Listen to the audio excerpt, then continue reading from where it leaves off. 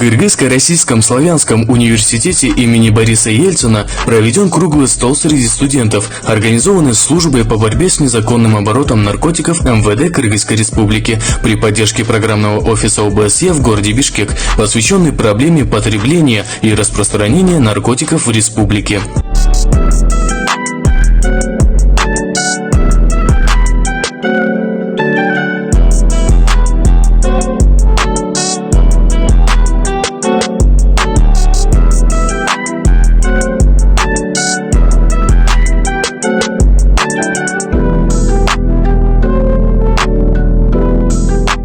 Мероприятие собрало студентов с 1 по 3 курса юридического факультета для обсуждения профилактических мер по предотвращению распространения и употребления наркотиков. Студентам были даны практические задания по поиску решений проблем, связанных с наркотиками. По итогам задания команды презентовали свои работы, где были указаны проблемы, пути их решения и задачи по созданию безопасного общества от наркотиков. Молодые умы обменялись идеями и рассмотрели пути решения этой актуальной социальной проблемы.